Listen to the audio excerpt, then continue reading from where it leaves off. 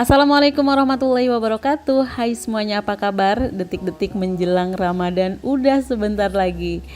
Masya Allah ya teman-teman. Kalau di tempat aku Ramadannya itu kemungkinan jatuh pada hari Selasa. Tapi kita tunggu dulu sidang isbatnya.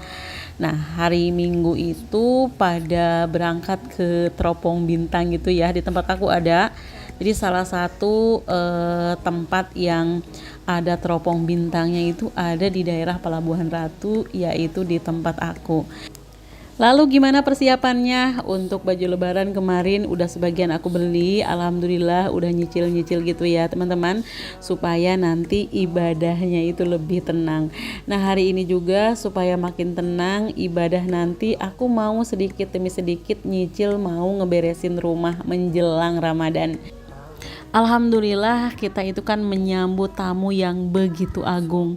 Tamu manusia aja datang ke rumah kita harus beres-beres dulu. Apalagi sekarang Ramadan akan segera datang. Aku pengen seluruh rumah ini bersih dan tentunya kita pun bakal lebih nyaman. Nah, apa saja sih yang harus kita bersihkan kalau misalkan mau menjelang Ramadan biar ibadah kita itu lebih tenang? Tentu saja kalau misalkan kita punya waktu, jadi sebelum Ramadan itu berarti jadwalnya untuk bersih-bersih tahunan gitu ya teman-teman. Kita bersihin gorden, karpet misalkan supaya terlihat baru lagi.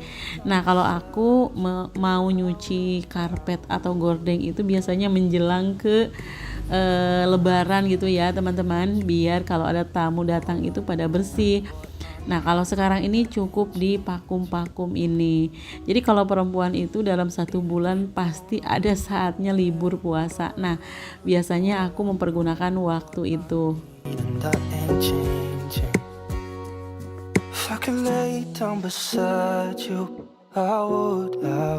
Nah, selain membuat rumah lebih bersih dan kinclong, kalau misalkan kita membersihkan rumah menjelang Ramadan atau di awal-awal bulan Ramadan itu bisa menghindari kita dari kecapean pas nanti bersih-bersih di tengah-tengah Ramadan gitu ya teman-teman. Makanya kalau misalkan yang berat-berat, bersih-bersihnya diusahakan sebelum Ramadan itu udah selesai. Yang berat itu banyak. Contohnya kayak mencuci bed cover, kemudian mencuci karpet, mencuci gordeng. Nah, itu. Nah, kalau untuk mencuci gordeng, aku sendiri memang enggak tiap tahun juga. Gordeng itu paling aku sedot aja pakai penyedot debu, udah bersih menurut aku ya. Yang penting enggak ada sarang laba-labanya, enggak ada debunya. Itu udah oke-oke aja ya untuk bagian gordeng. Nah, ada yang paling penting kalau misalkan kita bersih-bersih sebelum menjelang Ramadan itu, yang pertama adalah decluttering, terutama yang baju-baju ya. Nanti kan pas mau lebaran itu pasti semua keluarga, dan ini udah tradisi di Indonesia. Jadi pas lebaran itu beli baju baru. Pokoknya semua serba baru. Dari baju, sepatu, sendal, tas, bahkan ada juga yang ganti mukenanya. Nah, tentu saja baju-baju yang lama yang kira-kira udah nggak kepake tapi masih layak untuk dipakai itu kita kasih ke orang aja. Nah, kalau misalkan baju-baju yang udah koyak, udah sobek, mendingan kita jadiin lap aja. Dan Masya Allah ya teman-teman, ini tuh pagi-pagi udah hujan aja lumayan besar. Jadi sekarang di awal Maret justru hujannya lumayan gitu intensitasnya. Dari kemarin hujan lebat sampai mati lampu di tempat aku.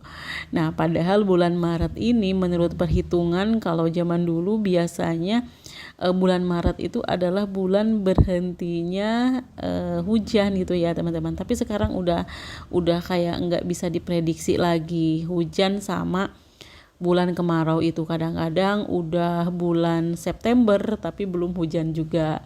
Nah, sekarang pun udah mulai masuk ke Maret tapi hujannya malah makin deras. Oh ya teman-teman, balik lagi ke decluttering menjelang puasa. Jadi apa saja yang harus kita siapkan? Yang pertama, kita harus bikin daftar dulu atau checklist mengenai barang-barang yang harus kita singkirkan di dalam rumah.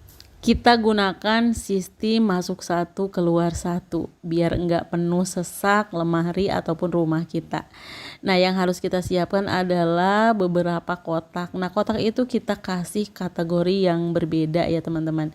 Jadi ada yang misalkan kotak pertama itu untuk dikasih ke orang. Tentu saja itu barang-barang yang masih bagus, layak digunakan. Jangan sampai barang-barang yang jelek dikasih ke orang, kasihan itu orang yang nerimanya. Nah, ada juga misalkan kotak untuk disimpan. Jadi ada barang yang memang saat ini tidak kita perlukan tapi suatu hari nanti bakal diperlukan. Contohnya banyak banget ya teman-teman. Misalkan untuk perabot-perabotan kayak piring, gelas itu tidak semua harus ada di dapur, tidak semua harus dikeluarkan. Jadi harus ada yang disimpan. Nah, kotak penyimpanan itu harus ada. Nah, ada lagi barang-barang yang lain, pokoknya kita sendiri yang tahu keadaan rumah kita dan kebutuhan kita.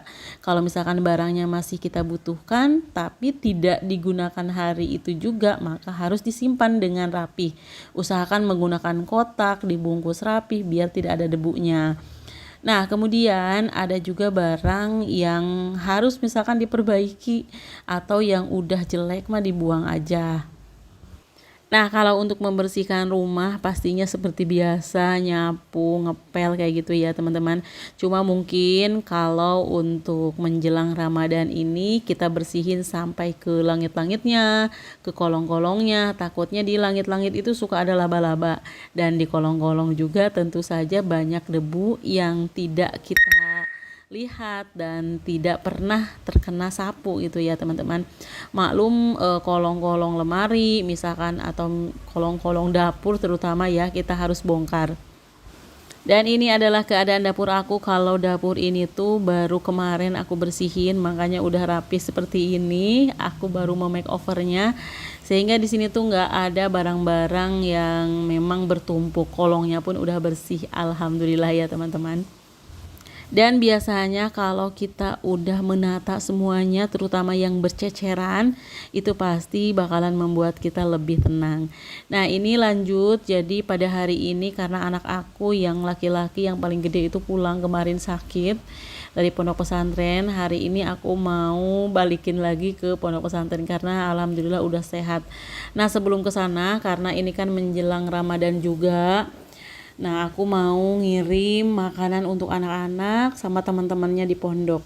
Di sini aku bikin ayam goreng, ditambah lagi ikan goreng, perkedel, ada sambal juga ya teman-teman. Nah, ini yang aku bikin adalah serondengnya. Ini tuh serondengnya banyak banget, padahal ayamnya tuh nggak terlalu banyak gitu.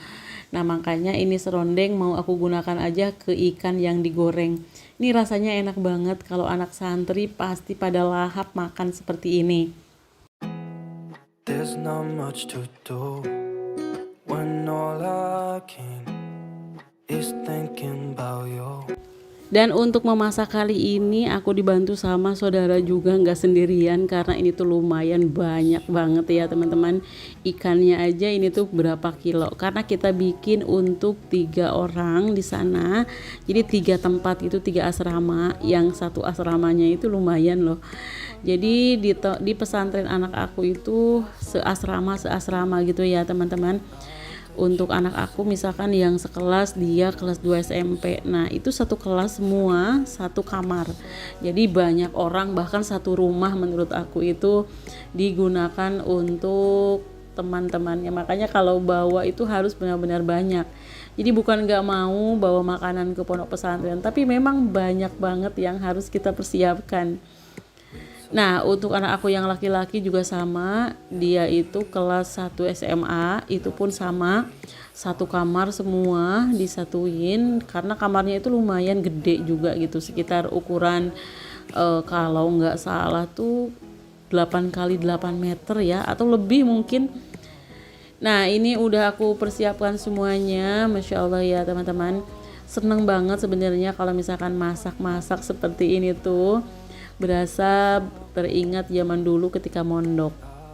Jadi pas ada orang tua yang datang itu kita sangat berharap sekali orang tua tersebut tuh bawa makanan gitu ya. Maklum di pondok itu, apalagi di pondok pesantren yang seperti anak aku ini, ya bukan salah satu pesantren yang elit juga gitu ya teman-teman. Tapi memang sengaja seperti itu biar berakit-rakit ke hulu, berenang-renang ke tepian. Jadi biar merasakan bagaimana hidup prihatin gitu ya teman-teman. Insya Allah orang-orang yang prihatin, orang-orang yang ini nanti kelak masa depannya itu bakal cerah banget. Karena udah pernah merasakan hidup susah, hidup jauh dari orang tua, kemudian bisa menahan segala keinginan. Nah teman-teman, tadi tuh tangan aku kena kecelakaan pas aku ngebersihin kamar mandi. Kemarin udah aku ceritain ya. Nah, aku kira ini tuh langsung sembuh begitu aja, tapi ternyata mungkin karena kita kan ibu rumah tangga, selalu saja tangannya itu basah terkena air, makanya susah untuk sembuhnya. Dan ini pun gak aku kasih obat apa-apa. Kalau suami aku nyaranin katanya pas pertama kali kejadian tuh dioles sama cabai rawit itu ya teman-teman. Tapi aku nggak berani. Aku tuh paling nggak berani sama hal-hal yang sakit, termasuk disuntik juga. Aku tuh kayaknya fobia banget itu ya teman-teman, sampai takut kalau misalkan mau disuntik-suntik seperti itu.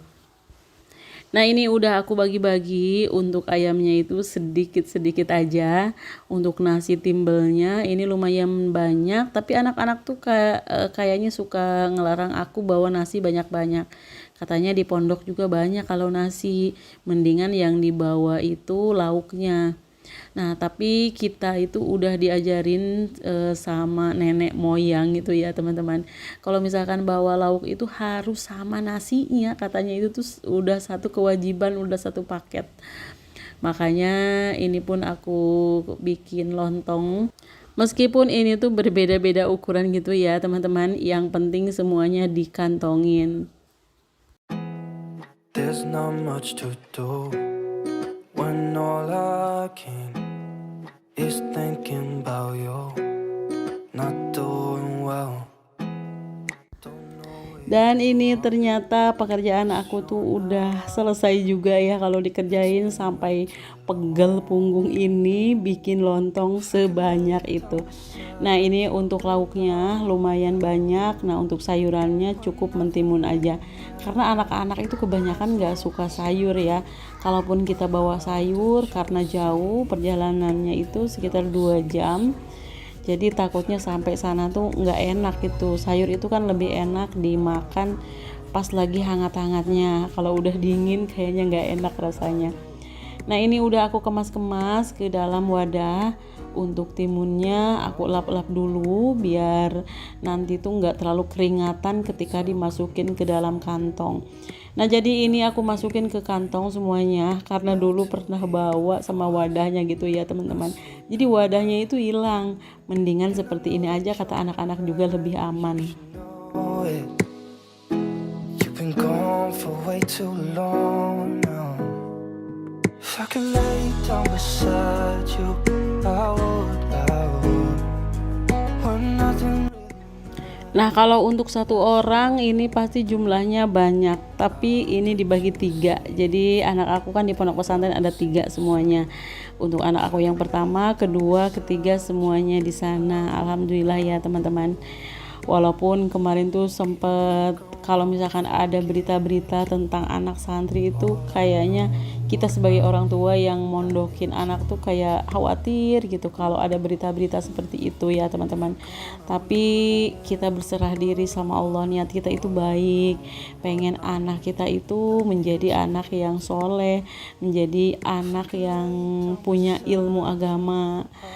Jadi semuanya berserah diri aja sama Allah. Yang penting kita udah menempatkan anak kita di tempat yang udah kita lihat dulu dari awal gitu. Sebelum masuk pondok itu kita harus datengin dulu pondoknya, gimana keadaannya, kemudian siapa kiainya. Jadi harus seteliti itu. Alhamdulillah akhirnya kita udah sampai juga ke daerah Sukaraja. Dari Pelabuhan Ratu tempat aku tinggal itu ke sini sekitar 2 jam. Nah, ini udah nyampe di sore hari. Terima kasih ya untuk teman-teman yang sudah ngikutin video aku dari awal sampai akhir. Mudah-mudahan ada manfaat yang bisa diambil. Sampai jumpa di video berikutnya. Wassalamualaikum warahmatullahi wabarakatuh.